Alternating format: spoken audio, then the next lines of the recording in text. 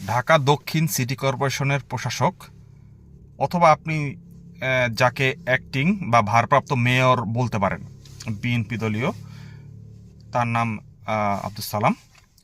তার একটা বক্তব্য দেখলাম আজকের বা গতকালকের, একটা বক্তব্য, পুরো টেবিল চপড়ানো বক্তব্য।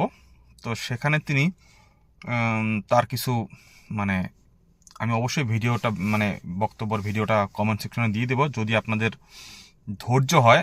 আমি বিশ্বাস করি ওই ওই পুরো ভিডিও দেখার বক্তব্য আপনাদের মানে ধৈর্য আপনাদের হবে না, যদি 3 মিনিটের মতো ভিডিওটা আমি ধৈর্য দিয়ে দেখছি, তো ওইটার একটু মানে পোস্টমর্টম করে আসেন। তো তিনি ওই বক্তব্যের একটা অংশে বললেন যে বাংলাদেশের নাকি আওয়ামী লীগ এবং জামাত দুইটাই নাকি বাংলাদেশ বিরোধী দল, পাকিস্তানপন্থী দল।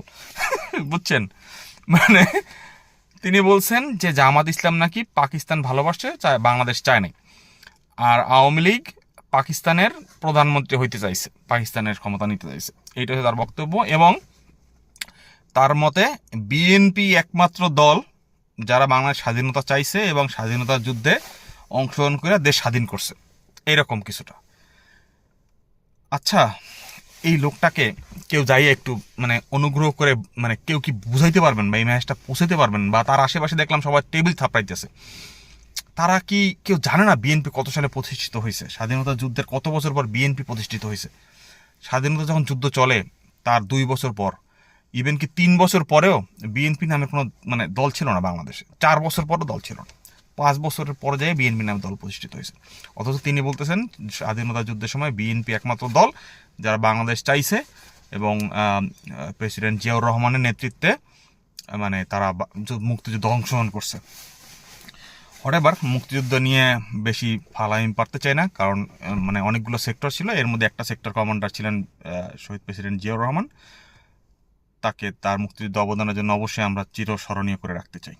এরপরে তিনি আরও বলেছেন যে বাংলাদেশের সবচেয়ে জনপ্রিয় দল বিএনপি সবসময় ছিল, এই জন্য জনগণ সবসময় খালেদা জিয়াকে সম্মান করছে এবং তার পাশে দাঁড়াইছে। জনগণ ঠিকই দাঁড়াইছে, আপনি সত্য কথা বলছেন, কিন্তু তার দল বিএনপি তথা আপনারা কখনোই দাঁড়াইতে পারেন নাই। যদি দাঁড়াইতে পারতেন তাহলে 17 বছর বিএনপির তথা পুরো বাংলাদেশের স্বৈরাচারের দখলে থাকার কথা ছিল না।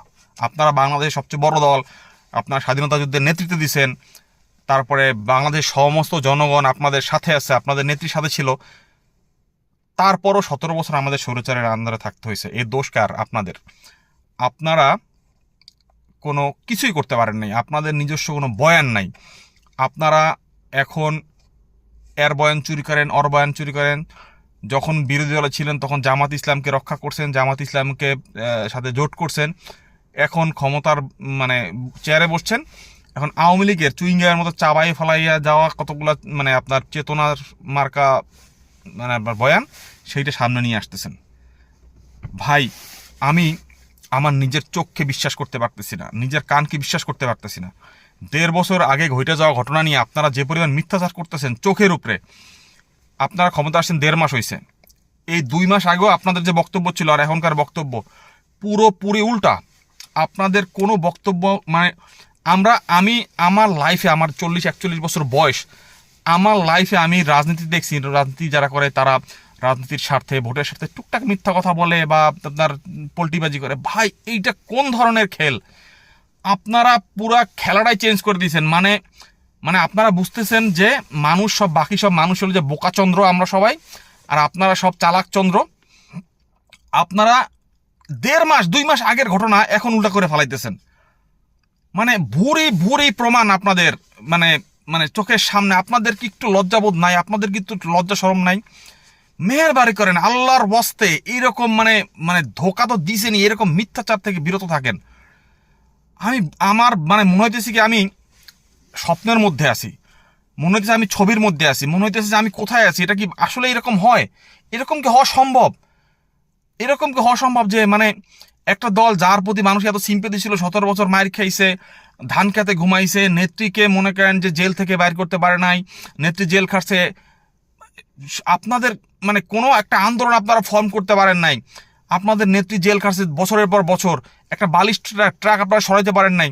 সবচেয়ে বেশি আন্দোলন দেখছি নেত্রীকে ফারানে একটা গান বানাইছেন কি, জেলের ভিতর মাকে আর থাকতে দিব না, এই একটা গান কোন একটা বাউল সিঙ্গার বাইরেছে, এটা দেখতাম খালি বাজায় শুনাইতেন। এরপরে দেখলাম কয়দিন পরে এই আপনার পোলাপান এটা নিয়ে ডিজে পার্টি করতেছে। এর বাইরে খালেদা জিয়ার মুক্তির জন্য আপনারা কোনো আন্দোলন ফর্ম করতে পারেন নাই। এখন আইসা খালেদা জিয়ার যে বক্তব্য, খালেদা জিয়ার চাইছে, যেভাবে রাজনীতি করছে, পুরোপুরি ভুলে গেছেন আপনারা। প্রেসিডেন্ট জিয়ার যে আদর্শ এটাকে ভুলে গেছেন, খালেদা জিয়ার যে আদর্শ সব ভুলে গেছেন। বিএনপি কিভাবে খুঁজে পায় মানুষ আমি বুঝতে পারতেছি না। বিএনপির মধ্যে বিএনপি নাই, বিএনপি কি হয়ে গেছে, এটা কি কোন ধরনের বিএনপি?